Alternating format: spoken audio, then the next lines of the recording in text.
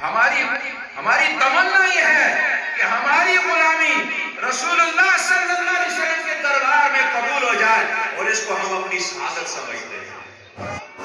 اللہ اکبر۔ صحابہ کرام رضوان اللہ علیہم اجمعین کا یہ طرز تھا، اہل بیت اطہار صحابہ کرام کا یہ محبت تھی۔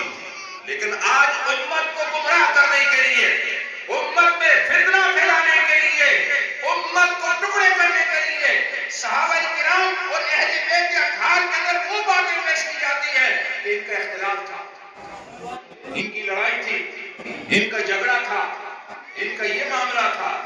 اللہ کے بندوں میں اور آپ کو ہوتے ہیں صحابہ اور اہل بیت کے معاملات کو ڈسکس کرنے کے لیے۔ مجھے اور آپ کو کیا رائے حاصل ہے؟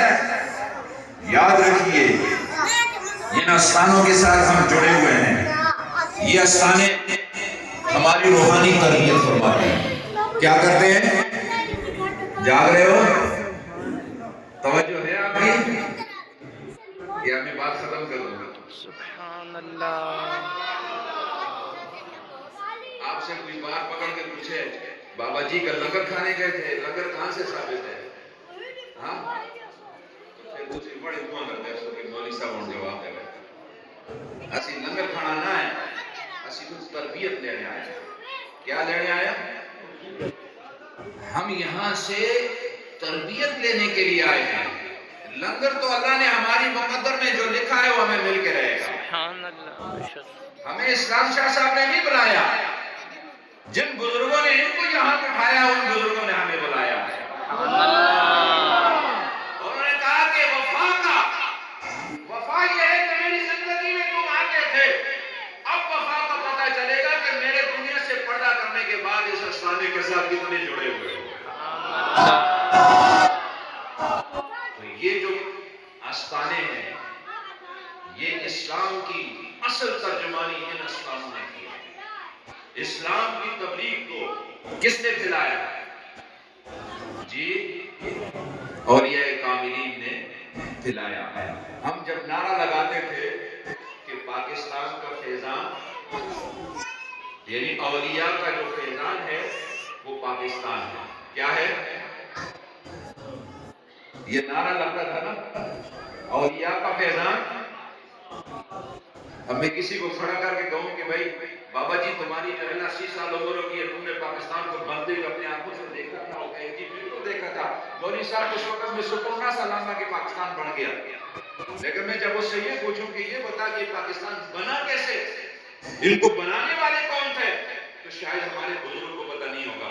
ہم نے تو کتابوں میں پڑھا کہ حضرت قبلہ پیر جماعت ملت علامہ پیر جماعت علی شاہ نے قائد اعظم کو ایک جلسے میں مخاطب ہو کر کہا کہ قائد اعظم اگر تم اس تحریک سے دستبردار بھی ہو جاؤ لیکن ہم اس تحریک سے دستبردار نہیں ہوں گے۔ اگر تمہیں پیسہ چاہیے تو ہم تمہیں پیسہ دیں گے، اگر تمہیں جائیداد چاہیے تو ہم تمہیں جائیدادیں دیں گے، لیکن ہم اگر اپنی اولاد اور اپنی جان کی قربانی دینا جانتے ہیں تو ہم پاکستان کو بنا کر رہیں گے۔ بنارس کی سنی کانفرنس میں پیران اسلام نے قائد اعظم محمد علی جناح کو ہندوستان کے اندر بنارس کے اندر، یہ بنارس نہیں اس بنارس کے اندر سنی کانفرنس کے اندر یہ قائد اعظم محمد علی جناح علیہ رحمہ کو حضرت غازی ملت پیر جماعت علی شاہ نے مخاطب کر کے کہا تھا کہ اگر تمہاری کوئی مجبوری ہو جائے تم انگریزوں کے ساتھ کچھ کمپرومائز بھی کر لو، لیکن یاد رکھو یہ جم غفیر تمہیں بتاتا ہے کہ اب پاکستان کو ہم بنا کر رہے ہیں۔ سبحان اللہ۔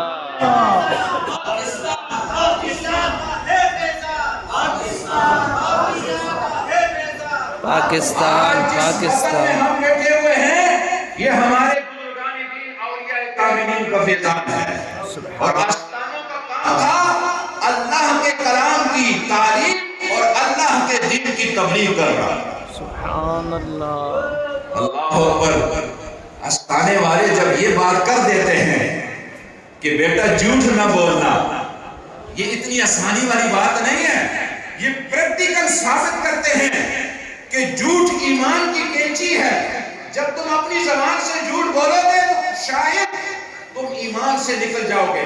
جھوٹ نہ بولنا تو ہمارے اور آپ کے پیران دین شیخ عبد القادر جیلانی نے اس بات کو ثابت کر دیا کہ جب آپ اپنے گھر سے تعلیم کے لیے نکلے، راستہ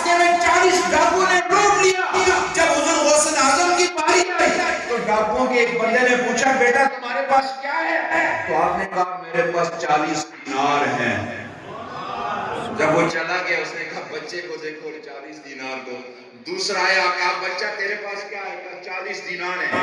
انہوں نے بزرگوں سے اپنے بڑے سردار کے پاس لے گیا، کہا بیٹا تمہارے پاس کیا ہے؟ کہا 40 دینار ہیں۔ کہاں ہے؟ میری قمیض میں میری والدہ نے مجھے سی کر دی ہے جب میں گھر سے تعلیم کے لیے نکل رہا تھا۔ تو چور اور ڈاکو نے کہا بیٹا اگر تو ہمیں یہ بول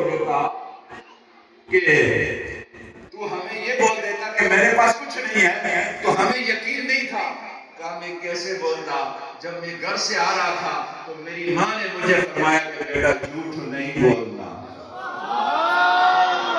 میری ماں نے مجھے کہا جھوٹ نہیں بولنا۔ میری ماں کی وہ بات مجھے یاد آ رہی ہے۔ تو 240 ڈاکوؤں نے سوچا جب اپنی ماں سے وعدہ کرنے والا شخص جھوٹ نہیں بول سکتا، ہم نے اپنے اللہ کے ساتھ کتنے جھوٹ بولے ہیں۔ تو پہلی جو تقریب حضور غوث اعظم سے عبد القادر جیلانی کی جو اللہ کی بارگاہ میں پیش کی گئی، وہ آپ کی دوران تعلیم کی جو سفر آپ نے مانگا تھا، وہ اس تصدیق کا یہ اثر ہوا کہ 40 کے 40 ڈاکوؤں نے اسلام کو اور دین کو صحیح معنوں میں قبول کر کے آپ کی مریدی میں شامل ہو گئے۔ اگر یہ افسانہ ہمیں کہتا ہے جھوٹ نہیں بولنا تو سمجھو یہ ہمارے ایمان کی حفاظت کرتا ہے۔